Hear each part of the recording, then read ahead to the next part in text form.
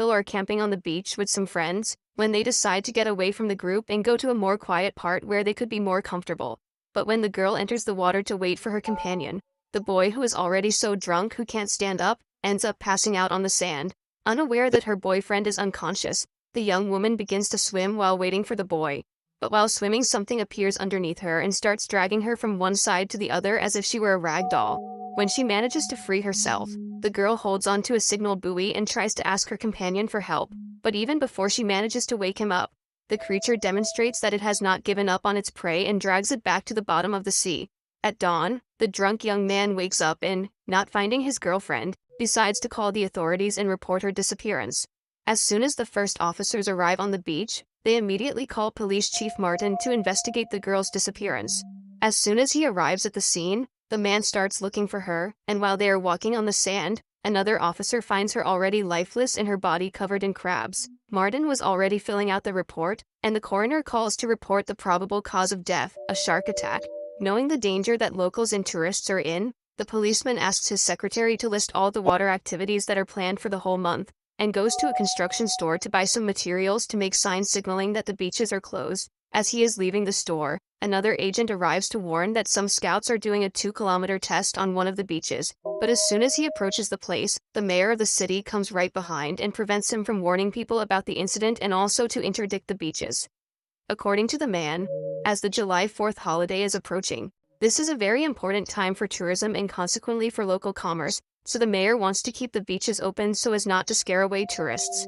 With his greed, he even manages to convince the coroner to change the probable cause of death to an accident with a boat propeller. The next morning, Martin's children decide to go to the beach with some friends and, afraid of what might happen, the man goes along with them in case any incident occurs. While watching the scene, the policeman sees a young man playing with his dog, but after a few minutes he notices that the boy is looking for the dog that suddenly disappeared into the water, leaving behind only the piece of wood he was using to play with. Even with the disappearance of the dog, Martin does not take any immediate action thanks to pressure from the mayor. But this was a big mistake. Shortly after the dog was attacked, the shark appears once again and makes a new victim. This time a boy who was swimming with his buoy, which was the only thing left to tell the story. Seeing the strange movement and the huge bloodstain, the adults, already imagining what is happening, run desperately to the edge to help the little ones out of the water.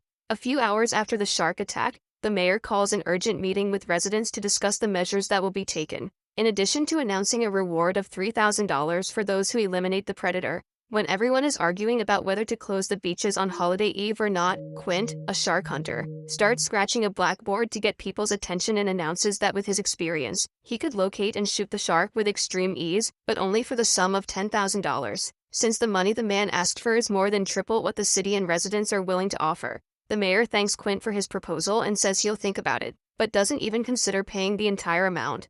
At dusk, 2 locals who want the $3,000 reward go to one of the city's marinas and drop a piece of meat into the water, securing the bait to the dock structure with a steel chain to prevent the animal from escaping. However, they quickly realize that it was not a good strategy when the shark takes the bait, and when trying to get away, it manages to take the entire structure with it, including knocking the men into the water and dragging one of them to the middle of the sea. Desperate not to be caught, the fisherman starts swimming back to the shore, while the shark swims after him, still dragging the dock structure, and almost manages to catch him. Luckily for them, the only victim of this attack was the piece of meat they wasted. The next morning, a large number of fishermen head to the docks and head out to sea to hunt the mutated shark. As Martin coordinates the departure of dozens of boats, a shark expert oceanographer who was hired by the city, named Hooper, arrives at the scene and asks to analyze the remains of the first victim. When carrying out the investigation, the scientist comes to the conclusion that it is impossible for those injuries to have been caused by the propeller of a boat, stating that with all certainty what took the young woman's life was the attack of a great white shark, and due to the size of the bite, a much larger one than those normally found. After finishing the investigation of the girl's remains, Martin and Hooper return to the beach and realize that the hunters have already returned, bringing a huge tiger shark. But when analyzing the dimensions of the predator's mouth, the scientist comes to the conclusion that that is not the animal that attacked the young woman, as the bite size of the animal that the fisherman shot is much smaller than the marks left on the victims' bodies. Knowing that a shark's digestive system is extremely slow, Hooper suggests taking the animal to the lab and opening its stomach to see if the boy's remains are still in the creature's stomach. At dusk, Martin and Hooper go to the place where the shark's body is and open its digestive tract. where the scientist finds only the remains of some fish and other junk like a license plate. Trying to find the shark's tracks and prove to everyone that he is still alive, the two men get on a boat and set off to the area where the predator made the attacks, but the only thing they find in the middle of the ocean is a fishing boat about to sink. Before towing it, Hooper puts on his wetsuit and jumps into the water to check for damage to the hull. Upon arriving at the bottom of the vessel, he finds a bite mark with a tooth bigger than his hand stuck in the wood, and when the scientist was going to check the huge hole in the hull, a human head comes floating out of the place, giving such a big scare on Hooper that makes him drop the tooth and flashlight at the bottom of the ocean. With complete certainty that the great predator that made the victims is still alive, the duo goes to the mayor to try to convince him to close the beaches for the holiday, but as they lost the colossal animal's tooth, the mayor insists that they are hysterical for no reason and maintain their decision to keep the beaches open for the good of local commerce. With the great news that the evil fish has been eliminated, thousands of tourists arrive on the island to spend the holiday on the beaches, and totally neglecting the safety of the population. The mayor begins to persuade the residents to enter the water to demonstrate to the travelers that there's nothing to worry about. Seeing his eldest son carrying a small sailboat to the ocean with his friends, Martin calls him to talk and manages to convince them to go play in the canal where theoretically it is safer as there is less movement in the water to attract the shark. While the entire population is in the water, a large fleet is watching the waters looking for signs of the shark at Martin's request. But despite all the police's concern, things seem to be pretty calm. However, the mood changes completely when some beachgoers see a dorsal fin next to them, causing everyone to panic. Desperate, people start running out of the water, while military boats start to approach to eliminate the creature. But as soon as they get closer, they discover that the shark was actually two boys trying to scare people with it. When everyone is calming down after discovering it was all a false alarm, one of the bathers spots the real shark in the canal, right where Martin's son is with his friends. Trying to save him, the policeman runs towards the boys, but before he can even reach them, the huge predator of the seas manages to turn the boat of a boy that was nearby, and devours his body with extreme ease, leaving only part of his leg that falls to the bottom of the sea. Desperate, the boys end up capsizing their boat, but despite the scare, almost all of them manage to get out of the water unharmed, with the exception of Martin's son who went into shock and ended up passing out.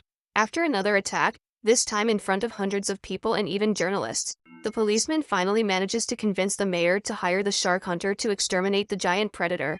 Despite the initial disagreement with Hooper, Quint ends up agreeing to take them on the hunt, and after preparing all the equipment, the trio sets out to sea. With the demarcation of the possible hunting territory of the animal already done, Martin starts throwing some bait in the water, and like all good fishing, the only thing they have to do is wait. After some time looking for signs of the creature, Quint begins to feel a hook on his fishing rod, and prepares to pull the shark, but as was to be expected with a creature of this size, the spool line breaks easily. Knowing that the animal is now on alert, Quint asks Hooper to speed the boat in another direction, while Martin throws more buckets of bait to lure him to them. But while the officer is distracted, the huge white shark appears behind him. Seeing the creature's size, Martin immediately says that they should radio for a larger boat, but Quint totally ignores the suggestion and goes to the cabin to prepare his harpoon. After assembling the weapon, the hunter asks Hooper to tie the harpoon string to a barrel, and as soon as the animal approaches, Quint lands a shot right at the base of the huge predator's fin. His plan is to use the thrust that the plastic barrel suffers to prevent the shark from being able to submerge and lose them. But even though it is a great idea, the animal manages to drag the barrel to the bottom of the ocean, causing the trio to lose sight of it. With nothing to do, they head to the cabin and stay there until the hunter monster returns to the surface.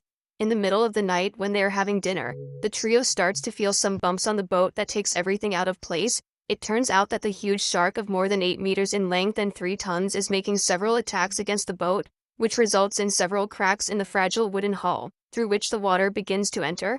To make matters worse, with the impact a kerosene lamp falls to the floor, starting a fire inside the vessel, and as if that wasn't enough, the mutated shark even ate the boat's wiring, leaving them totally without electricity. After a long night of draining all the water and trying to repair the cracks in the hull, at dawn the barrel they attached to the animal comes back to the surface. Believing that the object has come loose, Quint asks Hooper to bring it back to the boat, but as they are pulling the rope, the huge shark appears in the water right next to them and pulls the tether back out to sea, which ends up injuring Quint's hand with the friction.